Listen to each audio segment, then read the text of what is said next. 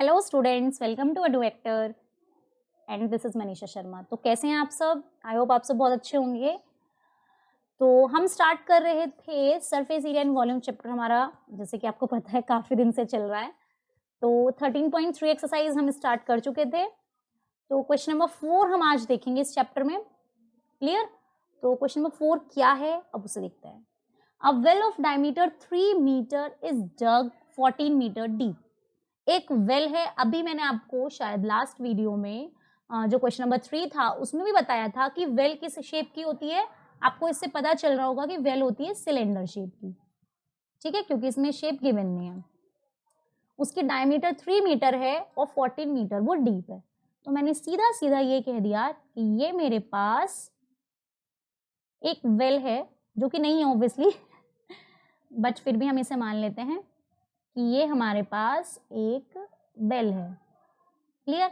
जिसकी diameter already कितनी है, 3 मीटर है, और जो उसकी हाइट है मतलब डीप है ये है 14 मीटर। क्लियर? क्लियर इतनी बात आगे समझ में आपको? चलो, अब उसके बाद उसने बोला है the earth taken out of it, मतलब अर्थ का यहाँ पर मीन्स है मिट्टी से, जो हमने उसे खुदाई करके जो उसमें मिट्टी है हमने उसमें बाहर निकाला उसे, and spread evenly all around it in the shape of a circular ring. इस वेल के हमने चारों तरफ उसे एक सर्कुलर रिंग में स्प्रेड कर दिया। किस तरीके से? अब बहुत ध्यान से देखना, कुछ इस तरीके से हमने इसे किया। इसके चारों तरफ वो जो मिट्टी थी हमने इस तरीके से वो इकट्ठी कर दी है, ठीक है। थोड़ा सा सही से बना देते हैं जरा। तो हमने इसे इस तरीके से किया है,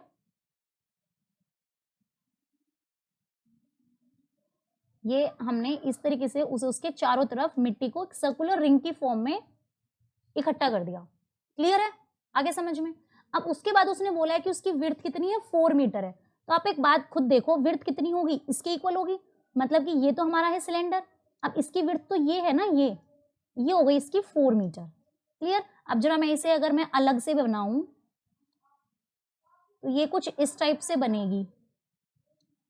अगर हमने इसे अलग से बनाए तो ये सर्कुलर रिंग कुछ इस टाइप से बनी। तो इसकी जो ये विड्थ है ना, ये अब ये इतने पोर्शन में क्या है हमारे पास, इतने पोर्शन में तो हमारे पास क्या है, इतने में तो हमारे पास सिलेंडर है या वेल है। तो इतनी विड्थ दे दी उसकी 4 मीटर, मतलब हमने इसकी 4 मीटर तक की किनारे पे उसे लगाया है, ठीक है। फाइंड द हाइट, हमें इसकी ये वाली हाइट निकालनी है h। क्लियर है आगे बात समझ में? अब ये है मेरे पास एक डायमीटर है ऑलरेडी इतनी। तो अब एक बात आप खुद बताओ, ये क्या है मेरे पास, सर्कुलर रिंग है। अब अगर हम इस क्वेश्चन को थोड़ा दूसरे तरीके से सॉल्व करने की कोशिश करें तो इसकी रेडियस कितनी हो गई, ये माना हमने R1 रेडियस मान ली सिलेंडर की। किसकी मानी है? सिलेंडर की रेडियस मानी है हमने R1। कितनी है ये? 3/2 हो गई, बिकॉज 3 थी तो 3 का हाफ कर दिया, 3/2। अब R2 अगर मैं मानूंगी तो R2 मेरे पास यहां से यहां तक R2 हो जाएगी, नहीं हो जाएगी? ठीक है, तो R2 मेरे पास किसकी, सर्कुलर रिंग की। ये है मेरे पास सर्कुलर रिंग की, जो हमारे पास रेडियस होगी वो होगी 4 + 3/2। क्लियर हुई इतनी बात? ये वाला स्टेप आया समझ में बहुत अच्छे से? नॉर्मली क्या है कि हमें ये लाइन गिवन थी और इतना गिवन था, तो जब हम रेडियस सर्कुलर रिंग की देखेंगे तो सर्कुलर रिंग की रेडियस कितनी होगी, इन दोनों को प्लस करके यहीं से तो मेजर करेंगे सेंटर से, तो ये हो जाएगा मेरे पास 8 और 3 11/2। ये हो गई मेरे पास R2 सर्कुलर रिंग की। क्लियर हो गई बात? इतनी बात आ गई समझ में आपको बहुत अच्छे से? आई होप बहुत अच्छे से आ ही गई हो। अब आप देखो, अब वॉल्यूम जितना हमने इसमें अर्थ, मिट्टी जितनी इसमें से हमने जब इसकी खुदाई करी है, जितनी मिट्टी इसमें से निकली है उतनी ही तो हमने आसपास है, मीन्स टू से वॉल्यूम इतना ही है। मैंने यहाँ पे 5 kg मिट्टी निकली तो 5 kg से तो इसे बनाया होगा। क्लियर हो गई इतनी बात? ठीक है, तो कहने का मतलब हमारे पास ये है कि ये भी एक तरीके से सिलेंडर शेप ही बन रही है। जब हम इसे अर्थ की शेप, इसकी शेप में बनाएंगे तो ये भी क्या हो जाएगी, सिलेंडर शेप ही होगी। अब किस तरीके से लिखना है, अब वो देखो, एक एम्बैंकमेंट हो गया। एम्बैंकमेंट भी हमारे पास सिलेंड्रिकल शेप में ही होती है, ये हम यही तो ले रहे हैं। बस ये है कि इसका जो रेडियस है वो थोड़ा सा क्या हो गया, बड़ा है, मीन्स टू से बहुत बड़ा है, 4 मीटर की विड्थ का है इसका रेडियस, इसके कंपैरिजन थोड़ा बड़ा हो गया है। तो ये भी सिलेंडर ही, वेल भी तो इसी शेप की होती है। तो आपको ये शेप समझ में आ गई, सिलेंडर है, देखो आगे इतना समझ में? ठीक है, तो अब देखो इसे कैसे करेंगे हम। क्वेश्चन बहुत ध्यान से देखना, क्योंकि थोड़ा सा आपको हो सकता है कि घुमा दे वो। अब हमें निकालना क्या है, हमें निकालनी है इसकी हाइट। तो सबसे पहले जो हम देखेंगे वो होगा volume of soil. Volume of soil जो हमने किससे निकाली है, डग फ्रॉम वेल, ठीक है, जो हमने वेल से निकाली है मिट्टी वो हो गई। दूसरी चीज, जितनी हमने उस मिट्टी से एम्बैंकमेंट बनाया है वो हो गई। क्या लिखेंगे यहाँ पे, volume of earth to form embankment. ये वाला स्टेप आई थिंक आपको शायद थोड़ा सा समझ में नहीं आया होगा, अभी समझाते हैं। इससे पहले हम एक और स्टेप लिखते हैं। अब देखो, volume of soil dug from well, अब नॉर्मल सी बात है, तो कितना है, अब हमने वेल के लिए कितना होगा, पाई r1 स्क्वायर h।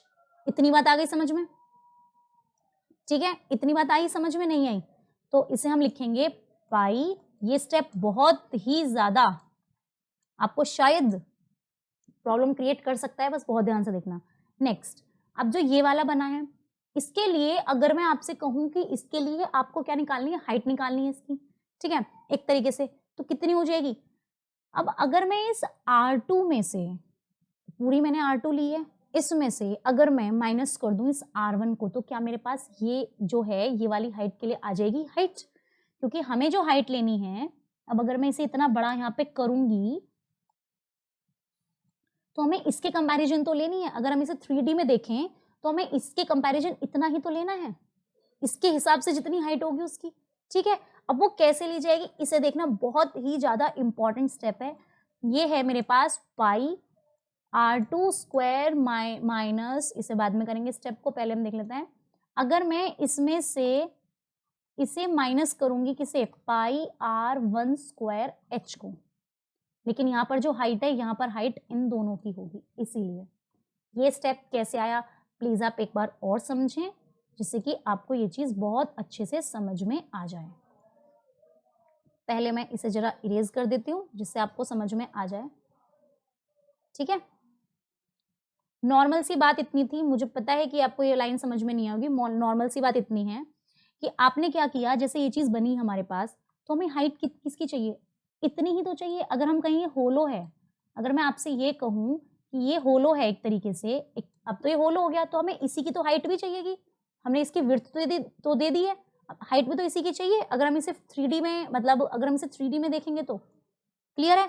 तो अगर मैं इस टोटल में से या माइनस कर दूंगी इतना, तो जो भी कुछ आएगा वो होलो का ही तो आएगा, ठीक है। आगे समझ में आ गई बात, समझ में, तो हमने यहाँ पे वही चीज करी है। तो इसीलिए हमने हाइट भी किसके लिए है, सेकंड वाले की, ठीक है। अब देखो पाई जो कॉमन है, सिर्फ पाई कॉमन है, तो हम इसे निकाल लेते हैं R1 स्क्वायर और H1 एज इट इज। यहाँ से पाई कॉमन निकाला, और क्या कॉमन है यहाँ पे, H2 भी कॉमन है यहाँ पे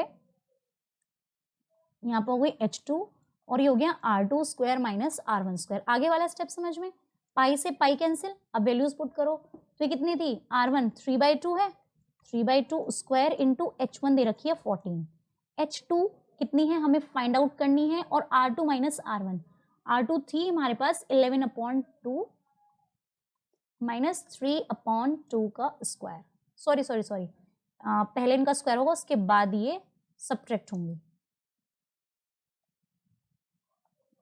माइनस 3/2 का स्क्वायर।